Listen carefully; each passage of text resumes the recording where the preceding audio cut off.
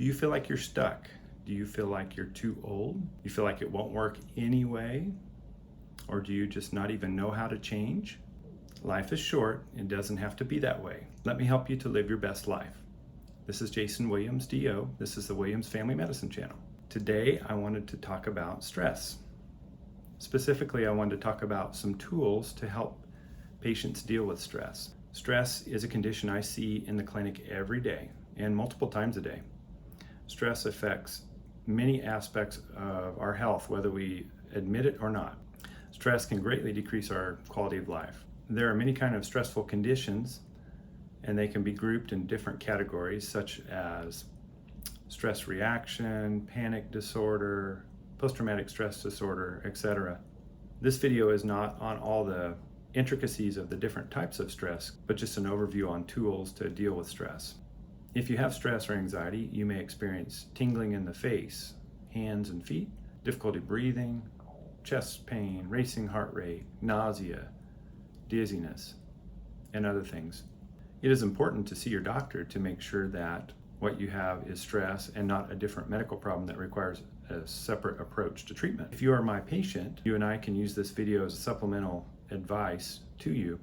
If you are not my patient, you need to see your own doctor to discuss your medical condition and receive advice and treatment. I want to emphasize that this video should not be felt to downplay anyone that has stress or anxiety. My intention for this video is to present tools that you can use to help cope with stressful reactions, cope with the symptoms that occur. I think stress is a great example of the mind-body-spirit coexistence, and I think we should all be mindful of this connection. When I think of stress, I also immediately think of the parasympathetic and sympathetic nervous system, how it seems to be balanced in favor of the sympathetic nervous system, your fight or flight response. I like to focus on the power of the mind in helping with stress. In Civil War times, when they ran out of morphine on the battlefield and a soldier was severely injured, going to require an amputation, the nurses and doctors had agreed not to tell the soldier, but still give them some type of treatment. If they were out of morphine, they would tell the soldier that they were giving them morphine, and yet they were not. And they were still able to perform the surgeries, which was amazing to me. I've heard stories of acupuncture needles being placed in a patient's skin where they can't see what's going on, and then being told that it is a burning cigarette, and then the skin bubbles in response to this.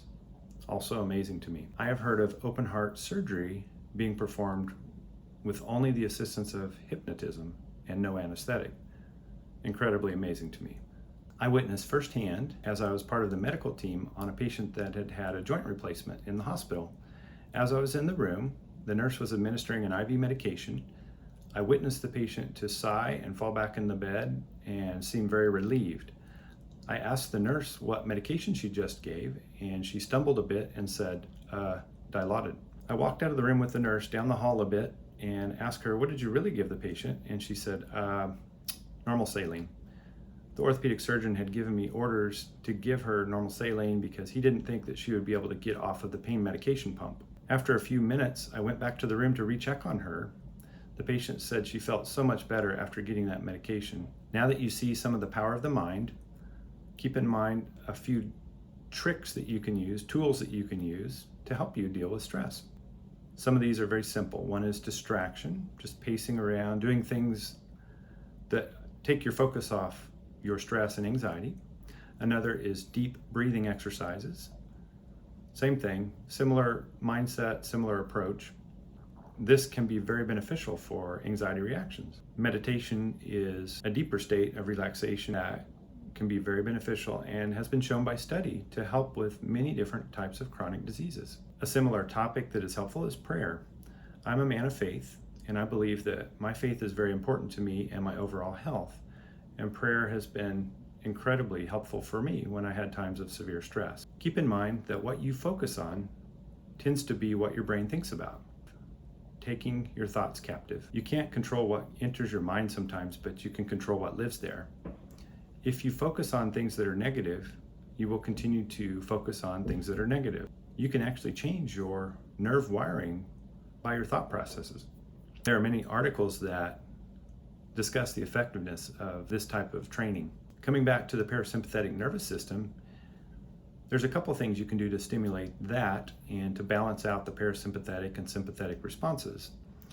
You can gargle or sing loudly.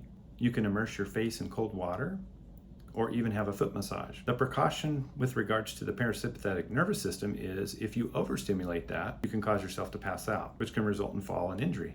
Once again, I want you to know that your stress is real. What you feel is real. And I don't want to downplay the importance of it. I just wanted to give you some coping skills that you could use to deal with the reactions that are occurring. This is information. If you are not my patient, you need to see your own doctor to discuss your medical advice. This is Jason Williams, DO. This is the Williams Family Medicine channel, and this channel is about helping you to live your best life. Catch you on next video.